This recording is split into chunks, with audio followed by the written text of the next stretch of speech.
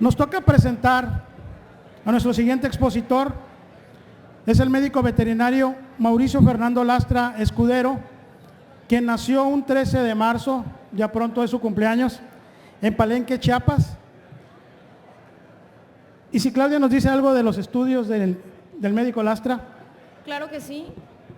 Cursó la profesional en la Facultad de Medicina Veterinaria y Zootecnia de la UNAM en 1981 a 1985 en México DF. Su especialidad es en producción animal en bovinos. Entre sus actividades personales es un ganadero y agricultor reconocido en los estados de Chiapas y Tabasco desde 1985. En sus actividades gremiales, él es director de diversas organizaciones profesionales y gremiales. Así también es presidente de la Coordinadora Nacional de las Fundaciones Produce desde octubre de 2010 a la fecha. Es presidente de la Red de Gestión de Latinoamérica en Gestión de la Innovación desde mayo de 2011 a la fecha.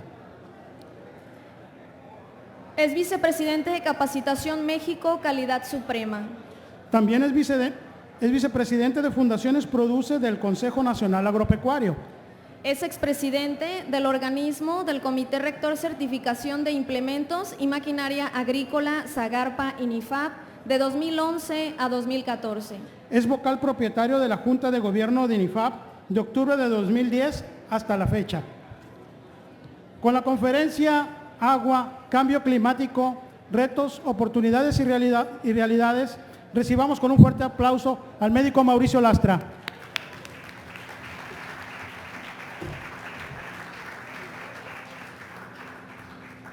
Bien, buenas tardes.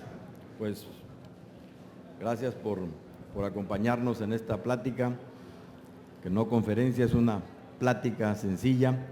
Y quiero primero reconocer y agradecer el trabajo de Fundación Produce Sinaloa por el trabajo espléndido que se viene realizando y por el liderazgo y el compromiso y la pasión con que lo viene haciendo su presidente y todo su consejo, pero pues siempre hay que tener una cabeza, y en este caso Gonzalo Beltrán Collantes es un extraordinario dirigente, compañero y mejor amigo.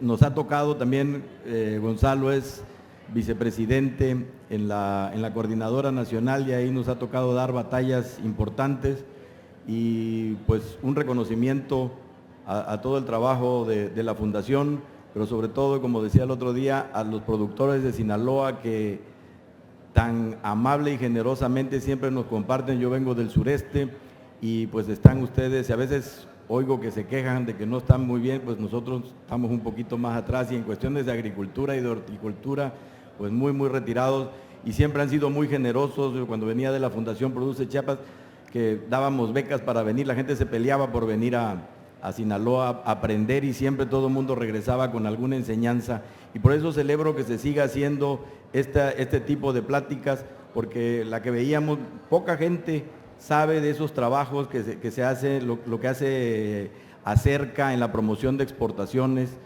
y es un espléndido trabajo que está dando resultado. Prueba de ellos es que ya el sector agropecuario tiene ya ahora antes decían que solamente representábamos el 3% de la economía nacional, y hoy resulta que somos uno de los principales generadores de divisas, empleos, riqueza, tranquilidad y prosperidad en nuestro país. Entonces, esa es la importancia del sector agropecuario. Lo que les quiero compartir son una serie no es, porque es media controversial la plática, no es la posición de la COFU, pero es una posición muy personal. Yo he tenido la oportunidad de andar por todo el país, por varias partes del mundo, y escuchar muchas cosas, y me siento con la obligación de compartir, de debatir y generar un poquito de inquietud ante algunas cosas, y sobre todo de algunos señalamientos que a nivel mundial erróneamente se hacen de la agricultura, de los agricultura como toda la actividad agropecuaria, y de los agricultores, y del deterioro que supuestamente nosotros hacemos del ambiente. Entonces, insisto, es una apreciación personal, y pues nada más lo que quisiera es generar un poquito de reflexión. Los datos que presento son tomados de presentaciones de otros amigos, compañeros, ahí les damos sus créditos y pues con esto comenzamos. No sé si yo tengo el control de... ¿Cómo?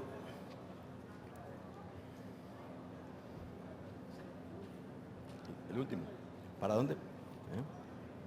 Bien, últimamente a cada rato escuchamos que el cambio climático y el cambio climático y el cambio nos da miedo. Bueno, pues hace muchos años un compañero llamado Heráclito dijo que lo único eterno es el cambio. Siempre va a haber cambios en todo. Eso lo dijo hace 2500 años. La Tierra ha cambiado y por eso hemos tenido eras. Y cada una se ha caracterizado por una serie de características, y tuvimos una era glacial que todo estaba congelado y hemos ido cambiando. Entonces no es esta generación, no es esta civilización de los últimos 100 años la que ha generado un cambio climático. El mundo, la Tierra, la evolución propia del planeta ha sido cambiante. ¿Cómo regreso? Nada más para que vean, hace 10,000 años el deshielo hizo subir 30 metros el nivel del mar. Ahorita estamos peleando porque 20 centímetros, o sea, 30 metros. Y con eso se generaron unos continentes y se chiquitaron. Siempre va a existir. Y de ahí pues quedamos solamente el Homo sapiens. Bien. El agua.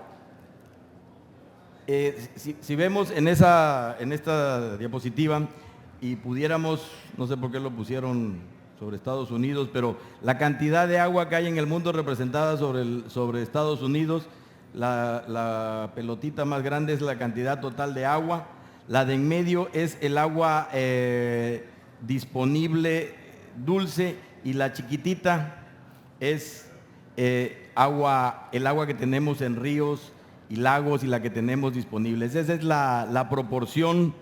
No puedo regresar. O sea, para que vean, si hay la más chiquitita, es el agua disponible, la que utilizamos todos los días y que está compuesta en esa disposición. Las presentaciones están disponibles y no quiero detenerme mucho, son datos que lo encuentran y están disponibles todas las presentaciones aquí.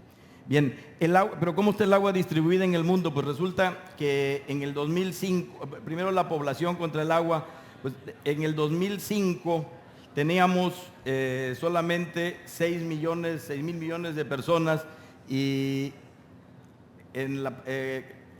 distribuidas así como está ahí, pero en el 2050 se habla que vamos a ser 9,000 millones y los países que van a tener mayor crecimiento poblacional van a ser Asia y América Latina. En América Latina va a haber un crecimiento del 8%, pero en Asia van a crecer el 60% en la población.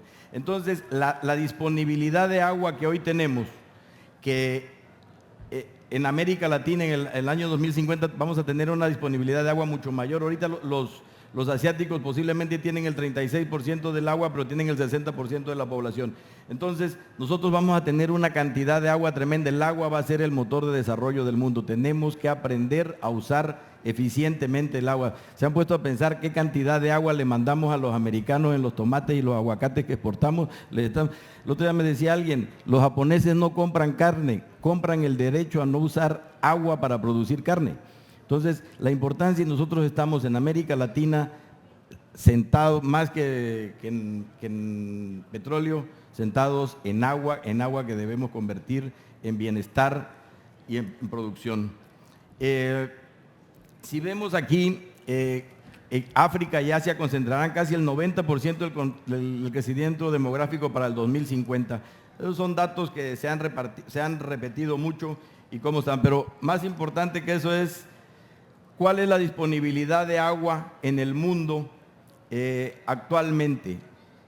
Nosotros en América Latina tenemos una disposición de 26,700 metros cúbicos era en el 2003, pero no ha variado mucho por persona, solamente ganados por Oceanía que tiene, pero son muy pocas personas y muy poca agua. Entonces nosotros tenemos una disponibilidad de agua muy grande y que creo que no estamos haciendo uso de eso. Yo vengo del sureste, nadie lo cree, en Tabasco pasan los 2 ríos más grandes de este país y no hay una sola presa. En Chiapas hay 4 presas y solamente de 2 permiten agua para regar A nosotros en el sureste el agua nos sirve solo para traer desgracias por exceso y no se riega, porque dicen en el sureste hay mucha agua, sí, pero los cultivos se mueren porque el agua no está a tiempo. Entonces tenemos mucha agua, pero no estamos haciendo un uso, y ahí sí es un exhorto que hemos hecho siempre: tenemos que invertir en infraestructura hidroagrícola en todo el país, pero sobre todo en el sureste. Vean la disponibilidad del agua, cómo ha ido variando en el país, y no es por la agricultura, ha cambiado por la población. O sea, cómo ha ido disminuyendo de 1950 al 2010 y cómo va a bajar al 2030, pero es en base a la población. Yo insisto, no somos por la agricultura, los agricultores no somos los responsables de algún desequilibrio que pueda haber. Bueno, esta es cómo está distribuido por cuencas en el país, la disponibilidad de agua, donde el sureste tiene una gran cantidad de agua, pero insisto, no tenemos infraestructura hidroagrícola. De Veracruz para abajo no tenemos infraestructura hidroagrícola. Algunas presas que existen son para generación de energía, pero no tenemos infraestructura hidroagrícola. Vean cómo está concentrada el agua en el sureste, pero digo, no tenemos, y ustedes aquí son un ejemplo de cómo están utilizando muy bien el agua. El agua, si no llega a tiempo al cultivo, no sirve, ¿no? Entonces, ustedes están haciendo de arriba, y resulta que los estados que tienen empiezan a tener menos disponibilidad de agua, son los estados que están haciendo una agricultura más eficiente y haciendo un uso más racional del agua. Bien, cuando hablamos de gases de efecto invernadero, yo siempre, los primeros invernaderos que los conocí aquí, yo digo, ¿será que los invernaderos son malos? Para que vean que entonces, los invernaderos son buenos. El nombre de los gases de efecto invernadero, pues a mí no me gusta, porque yo quisiera vivir en un invernadero calibrado para humanos, porque la vida en el invernadero es horizontal. Entonces alguien le puso gases de efecto invernadero, y ya cuando te hablan, entonces te paran los pelos de punta, porque hay mucha gente aprovechando esta situación. El dióxido de carbono, que bárbaro, todo el mundo habla mal del dióxido de carbono y que quisieran que se acabara. Pues resulta que la mala noticia es que si se acaba el dióxido de carbono, no hay fotosíntesis, y la vida empieza con la fotosíntesis. Entonces tenemos que regular algunas emisiones de dióxido de carbono, que no son las vacas las que más contaminan, como dicen algunos. Entonces, pero no podemos evitar el dióxido de carbono. Entonces, yo los términos de gases de invernadero no me gusta, y acabar con el dióxido de carbono ese sí sería un desastre. El calentamiento global se ha hablado mucho, y yo creo que hay mucha gente, empezando por este señor expresidente americano, que lo que hace ahora es vender una conferencia en $1 millón. O sea, y nos pone a todo mundo a temblar. No se tomaban registros de temperatura, y ahora dice que ha variado en los no sé cuánto tiempo. No habían esos registros, y yo hasta la fecha no he visto un cambio. En mi pueblo sigue lloviendo el 4 de octubre y el día de la Virgen de no sé quién, llueve a veces. Hace 7 años nos dijeron algunos expertos internacionales que sembráramos, porque los granos se estaban acabando, y tiene 7 años que los granos bajan de precio. Entonces yo esos anuncios catastróficos que hacen algunas dependencias internacionales no les creo mucho.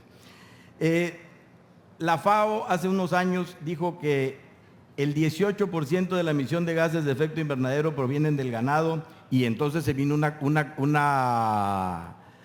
campaña, acaba de haber ahorita en la COP, grandes póster: no coma carne, evite la desgracia del mundo, y la FAO proponía reducir el consumo de carne, y resulta que ya la FAO también, porque se equivocan, pues ya le bajó, y sacaban unas transparencias como estas, donde pues es más, y la ponen en primer lugar a las vacas en la producción de los gases esos que le llaman de invernadero, y nos ponían al mismo nivel que una industria y todo, pero ya le bajaron del 18, porque hubo gente muy responsable, muy conocedora, que le dijo: no es cierto, estás haciendo mal tus mediciones. Entonces ya resulta que los bovinos, los animales solamente producen el 14,5, y yo creo que debe ser aún menor. Las discrepancias de la información, y que ha sido manejada por organismos como FAO también de forma irresponsable, y lo digo con toda... a la hora que hacen la medición del metano, checan el metano que se produce en toda la vida de una vaca. y de la gasolina solamente la hacen de prender o apagar un carro. Entonces es una medición perversa. Y ahora y te dice, el metano es necesario en la vida. Si no hay metano, aparte hacen mediciones en las vacas como si fuera una vaca en Wisconsin, pero una vaca que esté en un ecosistema donde hay pastura, donde hay bosque, donde hay agua, donde hay ríos, no tiene un efecto. Es más, en los últimos 18 años, que han sido los mayores incrementos del CO2 y metano que dice en el mundo, el crecimiento, la población de bovinos en el mundo bajó. Entonces no es responsabilidad de las vacas eso que nos están diciendo. Yo no acepto también que la respiración de las vacas sea, primero porque en el ciclo de un rancho ganadero no somos emisores, somos captadores de CO2.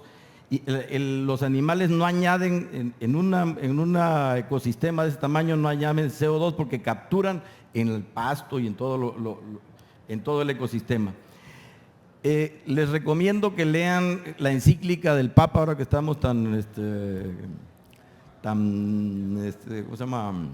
Con el Papa. Ahí habla, por ejemplo, de la perversidad de los países desarrollados, donde dice que quiere que se descarbonice, que ya no se use nada de carbono. Sí, ellos se desarrollaron con carbono, las energías alternativas son caras y hoy dicen a los países subdesarrollados, ya no puedes usar combustibles fósiles, nada más yo.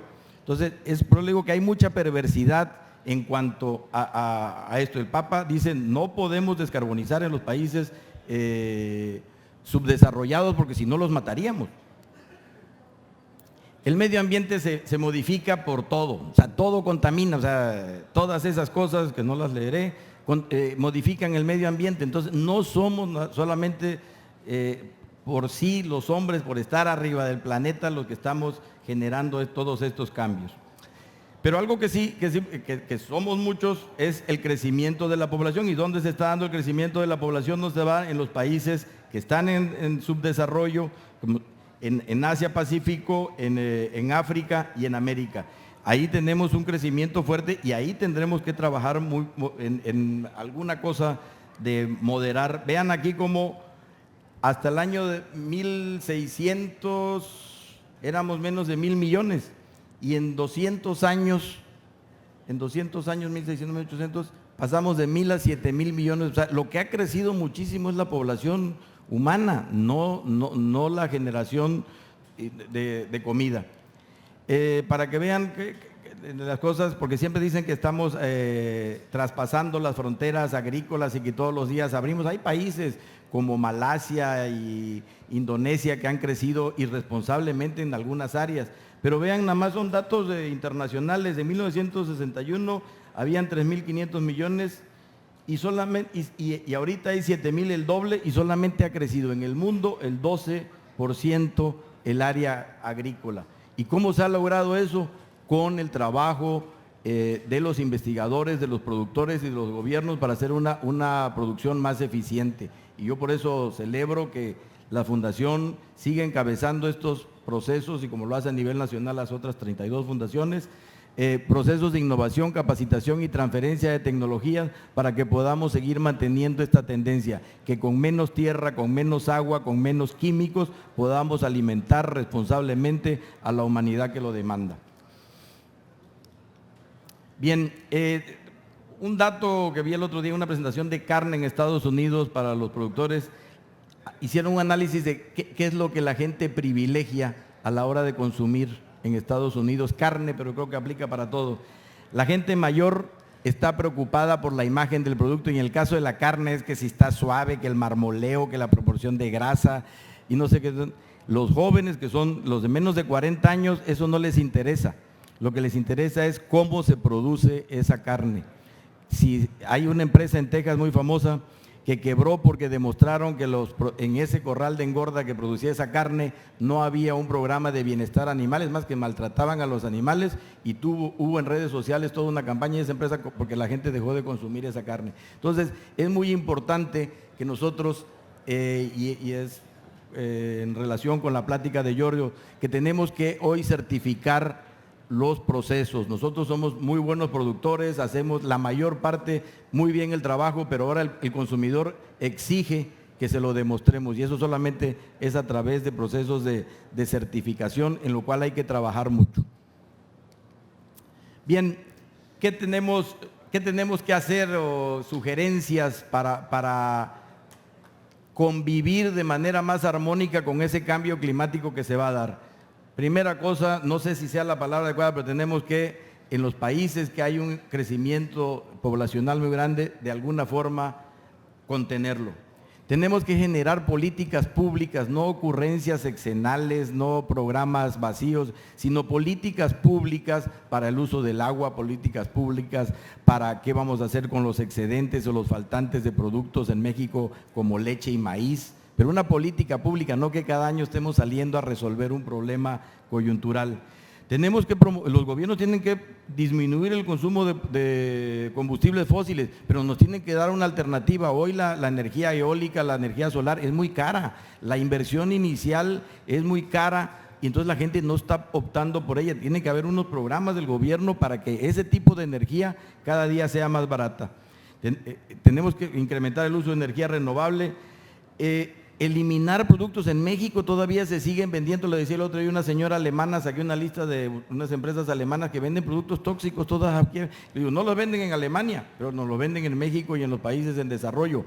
Como país debemos de sacar del mercado muchos productos, porque ustedes como productores y los jóvenes, que me da mucho gusto que hay aquí, pues a veces no saben que esos productos causan una serie de problemas y desafortunadamente en México todavía se usa. Llega un productor, un joven que está saliendo de la universidad a resolver un problema y en un establecimiento se lo venden, pues piensa que es algo bueno. Tenemos que hacer una revisión de los productos que se venden y sacar muchos del mercado. Promover ecosistemas y no cultivos. He estado en Brasil y donde están combinando la producción hortícola, forestal, ganadera, y son 5, y acuícola, en las mismas unidades de producción.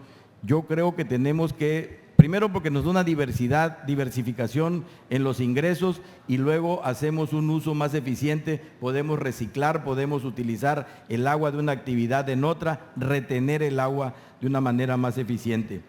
El gobierno debe dedicar a normar la actividad, luego se quieren poner gobiernos de los estados o a veces también el federal a hacer cosas. El gobierno tiene que normar la vida y las relaciones entre los particulares, no ponerse a hacer las cosas. Hay que fomentar algo muy, muy importante, la ruralidad y los mercados locales.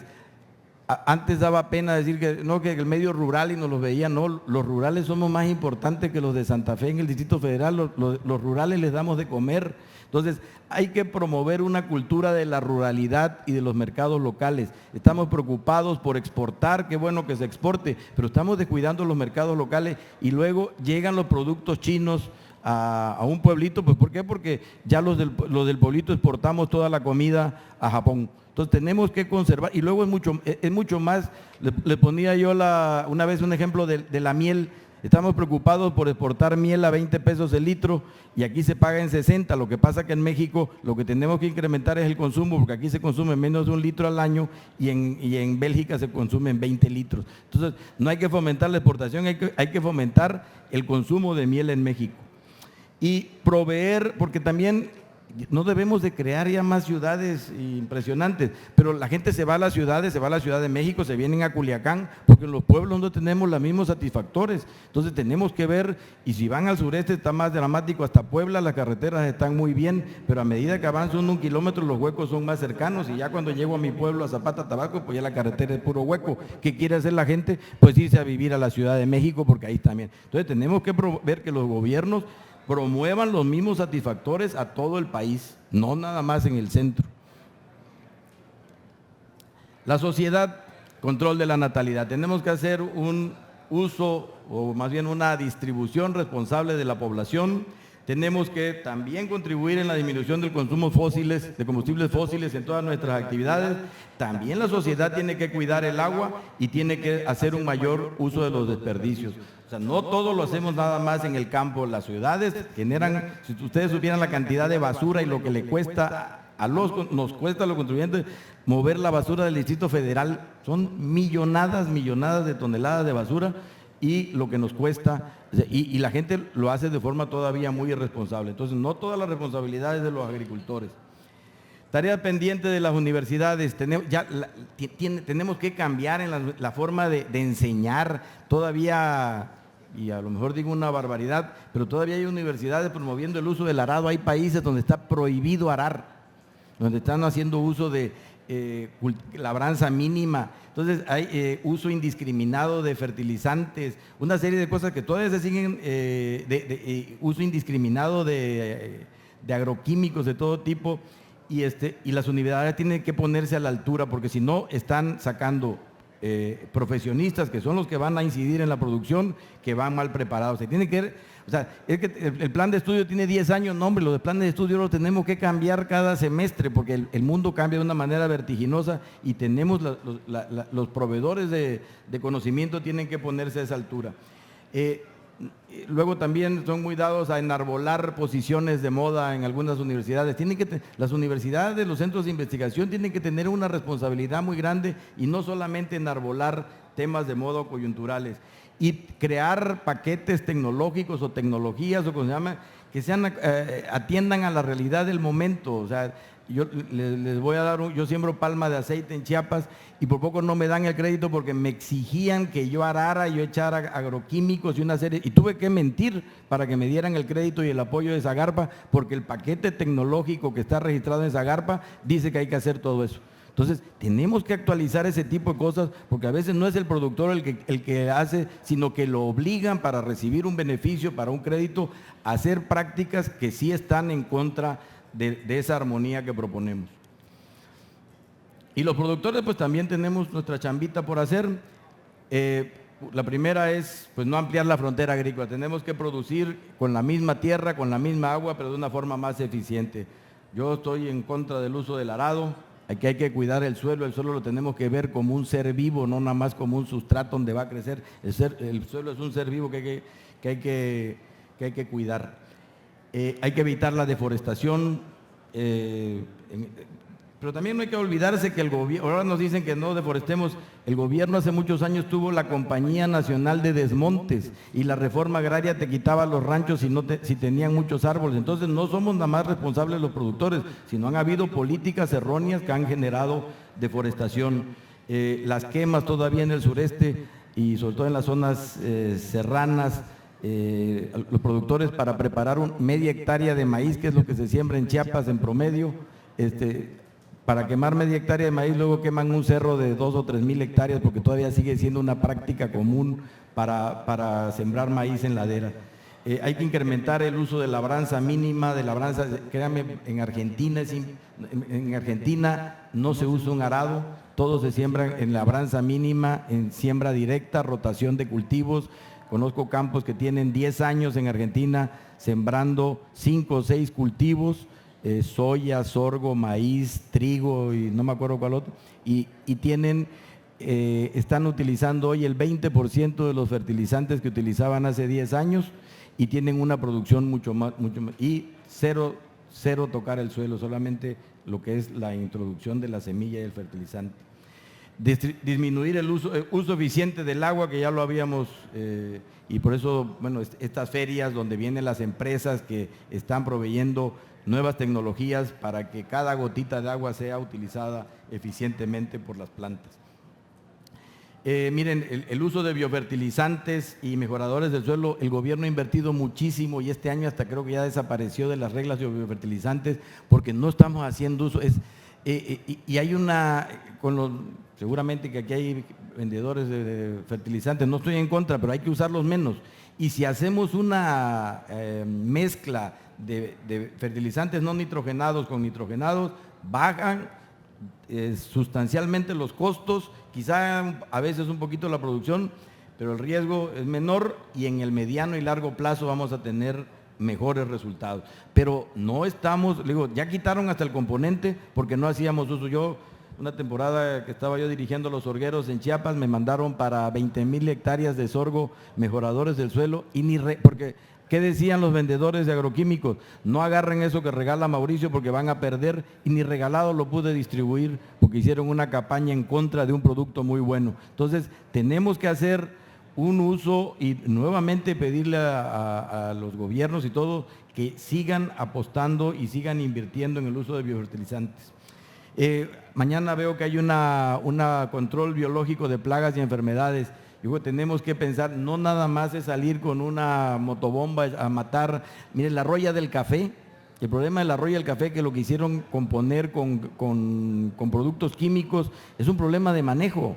La moniliasis en el cacao es un problema de manejo, no requiere tantos productos químicos si se hace una poda, si se hace una resiembra, si se le da manejo. Entonces tenemos, y luego la utilización de 2, 3 especies, y bueno, hay muchas cosas que mañana les recomiendo que vean una plática cubana. Los cubanos han trabajado mucho con el control de plagas y enfermedades con insectos benéficos.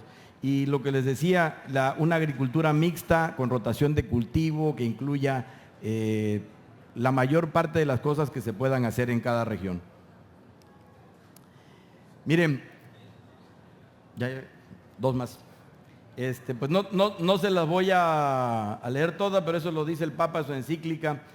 Dice, la cultura ecológica no se puede reducir a una serie de respuestas urgentes y parciales a los problemas.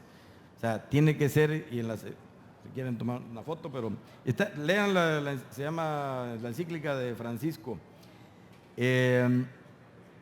Dice, buscar solo un remedio técnico a cada problema ambiental que surja es aislar cosas que en realidad están entrelazadas y esconder los verdaderos y más profundos problemas del sistema mundial.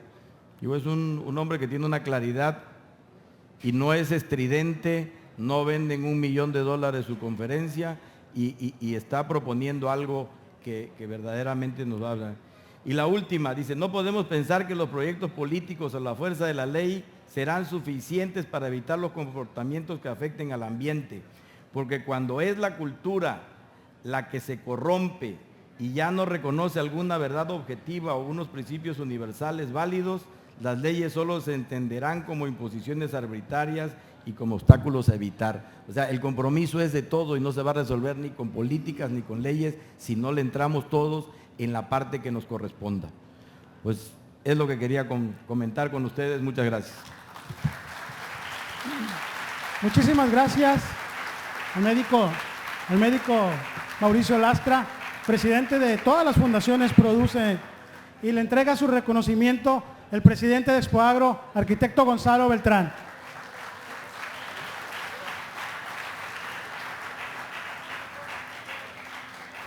Y a continuación vamos a hacer entrega del premio Produce a los investigadores para este año. Así que le pedimos al arquitecto Beltrán, al médico Lastra, que no se nos desbalaguen mucho para que nos hagan el favor de entregar los premios en un momento más.